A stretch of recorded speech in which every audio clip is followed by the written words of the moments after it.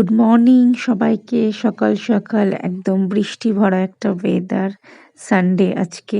তো চলো সারাদিন কি করি কি না করি সবকিছুই তোমাদের সাথে শেয়ার করে দেবো। Good morning everyone. আর সকাল সকাল ঘুম থেকে উঠে গেছি, আর বুঝতেই পারছো কোথায় আছি, বাপের বাড়িতে। তো আজকে এখানে কিছু রান্না করব আমি, যেমন বিরিয়ানি আর চিকেন চাপ। তো আমি আমার মতন করে রান্নাটা করব, তো তোমরা তোমাদের সাথে শেয়ার করব রান্নাটা।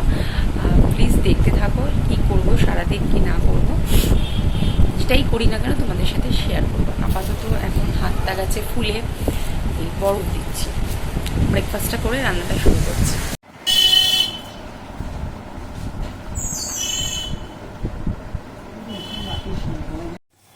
এখানে কিন্তু বিরিয়ানির মাংসটা দেখো ম্যারিনেট করে রেখে দিয়েছি।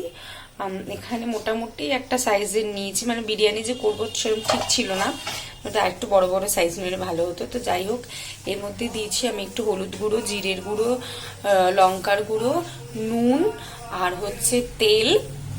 তারপরে দিয়েছি টক দই, একটু চারমগজ বাটা আর কাজু বাদাম বাটা।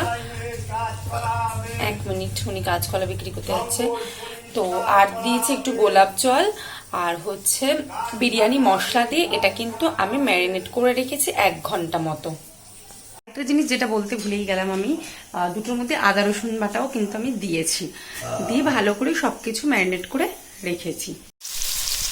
ফার্স্ট প্রস্তুতি হচ্ছে বিরিয়ানি, পেঁয়াজের বেরেস্তা, পেঁয়াজটা কিন্তু ভেজে নিচ্ছি।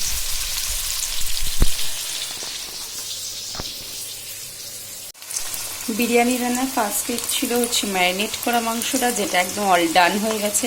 তারপরে সেকেন্ড স্টেপ যেটা ছিল সেটা হচ্ছে পেঁয়াজের বেরেস্তা। থার্ড স্টেপে যেটা হচ্ছে সেটা হচ্ছে যে আলুগুলোকে একটু হালকা করে আমি ফ্রাই করে নিচ্ছি। ফার্স্টেই বলছি আমি আমার মতন করে জিনিসটাকে রান্না করি, তো কমেন্টে তোমরা জানাবে কেমন লাগছে আর তোমাদের একটু হলেও হেল্প করতে পেরেছি কিনা। এবার কিন্তু ফোর্থ প্রিপারেশন হচ্ছে এখানে মাংসটার জন্য কিন্তু আমি পেঁয়াজটাকে ভাজতে শুরু করে দিয়েছি, মানে বিরিয়ানির মাংসটা যেটা আমি করবো আর কি। এই জুসটা থেকে কিন্তু শুধু জাস্ট মাংসগুলোকে বার করে আমি দিয়েছি, একটু ফ্রাই হলে মাংসগুলো, দেন তারপর আমি জুসটা কিন্তু এর মধ্যে অ্যাড করব। তো তার আগে না, আগে একটুখানি ফ্রাই হোক কিছুক্ষণ। চিকেনগুলো কিন্তু এখন ফ্রাই হয়ে এসছে। এবার এই যে জুসিটা আছে, জুসটা আবার কিন্তু আমি এর মধ্যে অ্যাড করে দেবো। মাংসটা তো অলরেডি আমি ফ্রাই করে নিয়েছিলাম, তারপরে কিন্তু দেখো মশলাটা একটু কষিয়ে নিয়েছিলাম। এবার আমি কিন্তু এর মধ্যে জল অ্যাড করেছি, করে এবার আমি ঢেকে দেবো মাংসটাকে একটু সিদ্ধ হওয়ার জন্য। মাংসটা যখন অল্প অল্প সিদ্ধ হয়ে আসবে তখন কিন্তু আমি আলুগুলো এর মধ্যে অ্যাড করে দেবো। আলুগুলোকে এর মধ্যে অ্যাড করে দেওয়ার একটাই অর্থ হলো যে আলুর মধ্যেও তাহলে কিন্তু একটু ওই জুসি যেটা রয়েছে চিকেনে সেটাও একটু ঢুকবে, আর খেতে কিন্তু আলুগুলো খুব টেস্ট হবে, একদম দোকানের মতো। বিরিয়ানির এটাই হচ্ছে একদম লাস্ট প্রিপারেশন। আমি দেখো এরম একটা, যেহেতু বললাম আজকে অল্পই করছি, তো এরম একটা গামলা নিয়ে নিয়েছি। আমাদের হাঁড়িও আছে, বিভিন্ন সাইজের আছে হাঁড়ি, কিন্তু আমি আজকে এটার মধ্যেই করছি।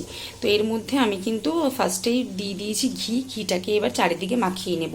আর যেহেতু আমি একলা হাতে করছি তো একটু হয়তো অসুবিধা হবে দেখাতে, কিন্তু যতটা পারবো আমি তোমাকে চেষ্টা করে তোমাদের দেখিয়ে দেবো।